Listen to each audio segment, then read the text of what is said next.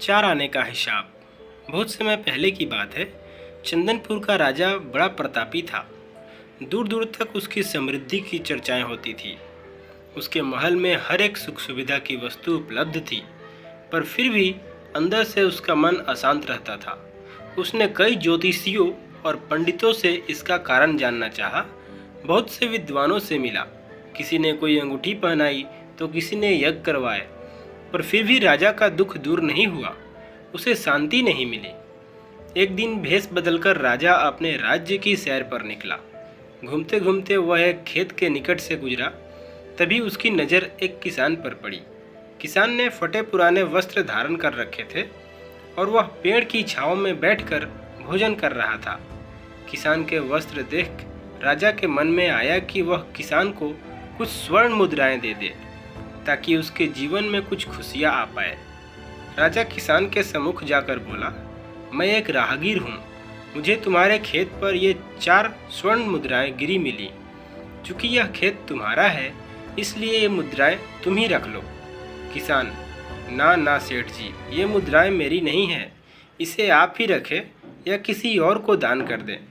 मुझे इनकी कोई आवश्यकता नहीं। किसान की यह प्रतिक्रिया राजा को बड़ी अजीब लगी।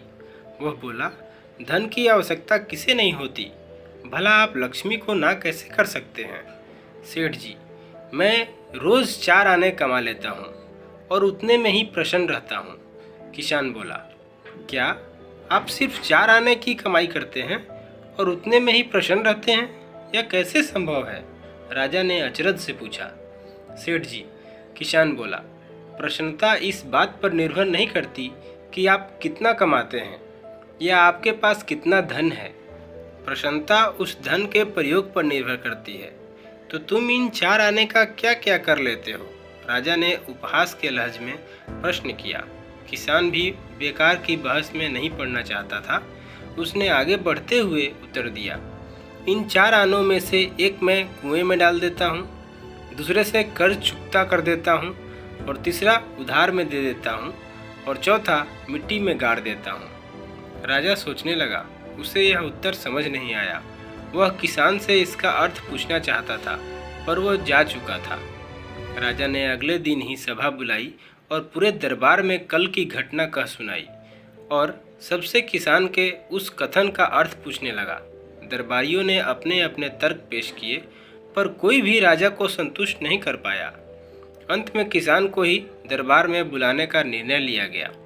बहुत खोजबीन के बाद किसान मिला और उसे कल की सभा में प्रस्तुत होने का निर्देश दिया गया। राजा ने किसान को उस दिन अपने भेष बदलकर भ्रमण करने के बारे में बताया और सम्मान पूर्वक दरबार में बैठाया। मैं तुम्हारे उत्तर से प्रभावित हूँ और तुम्हारे 4 आने का हिसाब जानना चाहता हूँ। बताओ, तुम अपने कमाए 4 आने किस तरह खर्च करते हो, जो तुम इतना प्रसन्न और संतुष्ट रह पाते हो? राजा ने प्रश्न किया।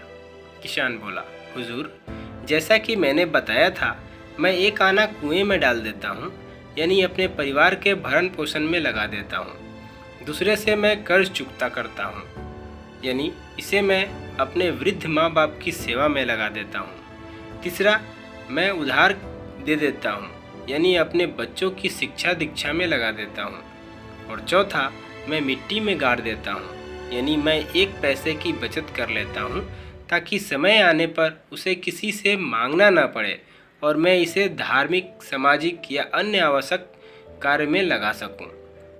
राजा को अब किसान की बात समझ आ चुकी थी। राजा की समस्या का समाधान हो चुका था। वह जान चुका था कि यदि उसे प्रसन्न एवं संतुष्ट रहना है तो उसे भी अपने अर्जित किए धन का ही सही उपयोग करना होगा।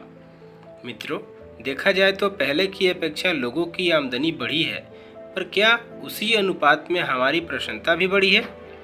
पैसों के मामलों में हम कहीं ना कहीं गलती कर रहे हैं। लाइफ को बैलेंस्ड बनाना जरूरी है और इसके लिए हमें अपनी आमदनी और उसके इस्तेमाल पर जरूर गौर करना चाहिए। नहीं तो भले हम लाखों रुपए कमा लें, पर फिर भी प्रसन्न एवं संतुष्ट नहीं रह पाएंगे। तो दोस्तों, हमारी यह कहानी आपको अच्छी लगी तो हमारे वीडियो को लाइक और शेयर करें, और अगर आप हमारे चैनल पर नए हैं तो हमारे चैनल को सब्सक्राइब करके बेल आइकन दबाकर ऑल पर टैप करें। जिससे आपको हर वीडियो का नोटिफिकेशन मिलता रहेगा जो हम अपडेट करते हैं। हमारा यह कहानी सुनने के लिए आपका बहुत बहुत धन्यवाद।